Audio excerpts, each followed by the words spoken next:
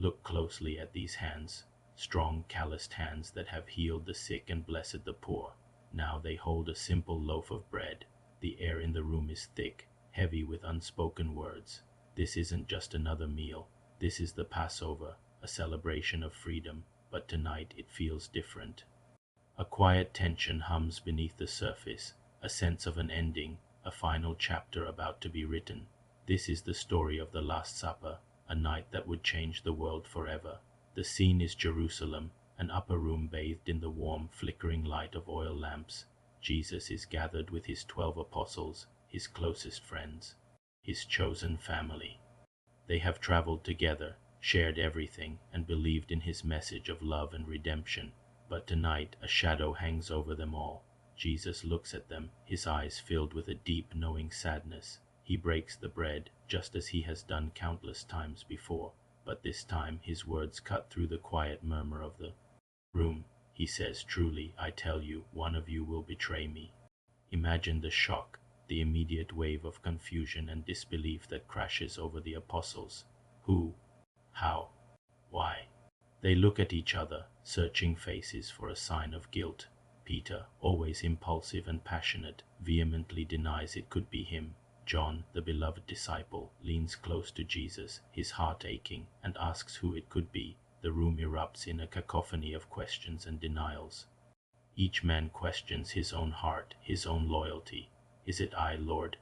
they ask one by one. The trust that once bound them together now feels fragile, fractured by this single devastating prophecy. Jesus doesn't point a finger. He doesn't name the betrayer outright. Instead, he offers a simple, heartbreaking clue.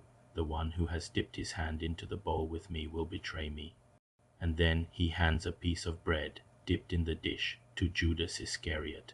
In that moment, time seems to stand still. The eyes of Jesus and Judas meet across the table, one pair filled with infinite love and sorrow, the other with a dark, tormented resolve. The other disciples don't seem to fully grasp the significance of the gesture. For them, it's just a shared piece of bread. For Jesus and Judas, it's a final, silent exchange. Jesus then says to Judas, "What you are about to do, do quickly." With those words, the spell is broken. Judas rises from the table. The weight of his decision, the 30 pieces of silver, propels him out of the room and into the darkness of the night. The door closes behind him, and a profound sense of loss fills the space he left behind. The betrayal is now in motion, a tragic chain of events set to unfold under the pale moonlight.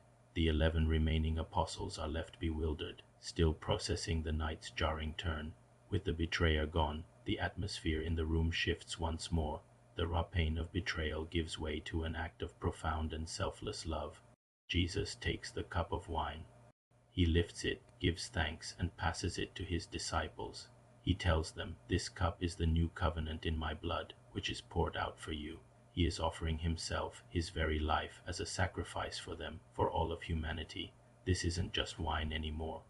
It's a promise, a symbol of a new relationship with God, sealed not with ink, but with his own lifeblood. He is giving them a new commandment, to love one another as he has loved them. This is his final lesson, his ultimate gift. As the night deepens, Jesus continues to speak, comforting his grieving friends, preparing them for the difficult road ahead. He knows he is leaving them, but he promises they will not be alone. He speaks of a helper, a spirit that will guide and comfort them after he is gone. He washes their feet, a humbling act of service, teaching them that true greatness lies not in being served, but in serving others. Every word, every action is imbued with the weight of farewell, a final testament of his love for these flawed, frightened, but faithful men. The camera pulls back, slowly revealing the whole scene. The table, once full of life and fellowship, now has an empty seat. The chair where Judas sat is a stark, silent reminder of the betrayal that pierced the heart of this sacred evening. The remaining disciples are somber, their faces a mixture of sorrow, confusion, and a dawning understanding. The meal is over, but its meaning will echo through eternity.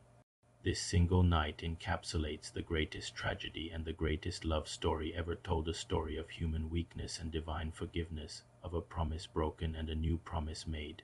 The Last Supper wasn't just an ending. It was a new beginning. It was the moment that set the stage for the ultimate act of sacrifice and redemption. The broken bread and the poured wine became symbols of hope that have sustained billions of people for over 2,000 years. It's a powerful reminder that even in our darkest moments, in the face of betrayal and despair, there is a love that is stronger than death itself. It teaches us that forgiveness is possible and that out of great sorrow can come even greater grace. Thank you for joining me on this journey back in time. If this story moved you, please like, share, and subscribe for more deep dives into history's most pivotal moments.